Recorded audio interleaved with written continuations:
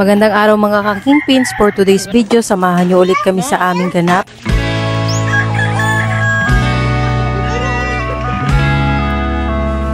Ito nga anak ko na si Lucas mga ka-kingpins, pagdating nga galing school, nagluluto na ng kanyang pananghalian. Sanay na talaga sila mga ka-kingpins magluto ng sarili nilang pagkain pagkadating galing school dahil sobrang busy nga namin dito. Kung aantayin pa nga nila kami mga ka-kingpins ay baka malit sila sa kanilang school. Ayan at pinapatalon pa nga kanyang niluluto dito sa kawali mga ka-kingpins. Siya nga daw si Chef Lucas Sampaga mga ka-kingpins.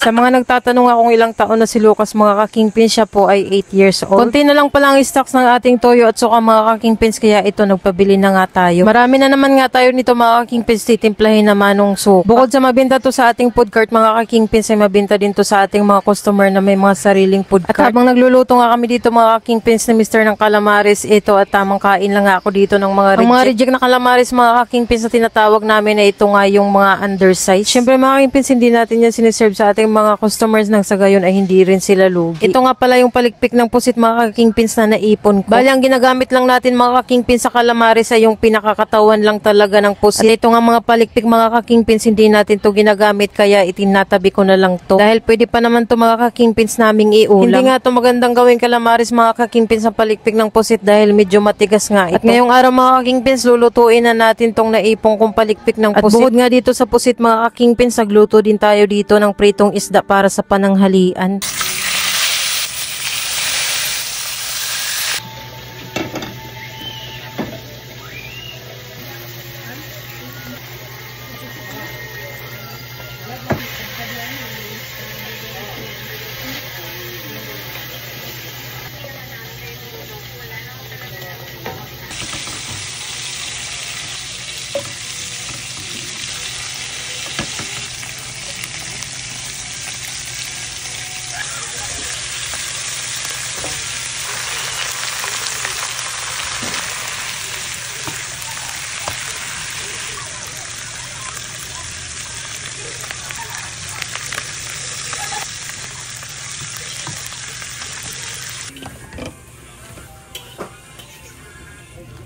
Lumabas nga ako dito mga ka-kingpins at pumunta ako dito kila kuya. At ito nga ang batang si Kanilo mga ka-kingpins, naglalaro nga nitong babots. Kanina nga mga ka-kingpins, pumunta siya dun sa amin at pinalabas ko nga at baka malagyan ng sabon yung mga pagkain. Ito nga si kuya mga ka-kingpins, may hawak-hawak nga na malaking kulay green na payo. Kakadeliver lang pala nito sa kanila mga ka-kingpins at sa Shopee nga pala nila ito in order. Wala nga ako idea mga ka-kingpins kung saan nila to gagamitin kaya nagtanong nga ako sa kanila. Yun pala mga ka-kingpins, nakapagawa na pala sila ng pangalawang cart nila. At patapos na din pala mga ka-kingpins ang cart nila na pangalawa at ito nga pala yung gagamitin nilang bubong. In fairness mga ka-kingpins, mukhang matibay naman at tinanong ko nga si kuya kung magkano bilhin nila sa shop. Nasa 1,000 plus nga daw mga ka-kingpins ang presyo nito. At bilang kapatid nga mga ka-kingpins, masaya din ako naging successful din ang kanilang negosyo. Tamang pagmamanage lang talaga mga ka-kingpins ang sa gayon ay maging matagumpay nga tayo sa ating tinatahak na negosyo. Mukhang may kabigatan din ang payong mga ka-kingpins. Tingnan nyo naman yung mukha ni kuya. At ayan, dinay mo pa nga ni kuya kung paanong pagbukas ng payong at kung anong itsura nito. At kung saan din nga pala mga ka-kingpins sa katutok ang init, pwede palang ibahin ang posisyon nito. Kinuha ko na pala mga ka-kingpins itong hinog na papaya na dala ni Papa kahapon galing bukid. Mabuti na lang at pinaalala nga sa akin ni Mr. Makakalimutin pa naman ako mga ka-kingpins. Ganito nga ang hinog ng papaya mga ka-kingpins ang gusto namin ni Mr. Matigas pa. Kayo mga ka-kingpins, ano bang gusto niyo yung pagkahinog ng papaya? O siya, hindi na natin patagalin mga ka-kingpins, balatan na natin to nang makain na natin. At tingnan nyo naman to mga ka-kingpins sa papaya, itsura pa lang nga ay masarap na at talagang nakakatakam. Iniwa ko nga muna to mga ka-kingpins sa gitna at kukunin ko nga yung buto at kinukuha nga ni Papa at itatanim niya nga ulit daw. Maganda talaga tong variety ng papaya na to mga ka-kingpins, bukod sa malalaki ay matamis nga din. Meron din nga akong tinabi ditong buto mga ka-kingpins, kaya sa mga gustong magtanim dyan, pwede ko din kayong bigyan. Balihin natin ko lang nga to sa dalawang mga ka-kingpins at in-slice ko at ang kalahati nga ay binigay ko dito sa kasamahan namin sa trabaho. At ang kalahati mga ka-kingpins ay sa amin ni Mr. at ng mga bata. Hindi lang din ako mga ka-kingpins na binigyan ni Papa ng ganitong papaya, pati si Mama at si Kuya binigyan niya din ng ganitong kalalaki. At ito ang batang si Kuy Kuy mga ka-kingpins, nagtatakam nga siya sa itsura ng papaya. Gusto nga din kumain mga ka-kingpins pero hindi nga namin binigyan at baka mahina pa nga ang panunaw. Kaya ayan mga ka-kingpins, tingnan nyo nga at nagwawala.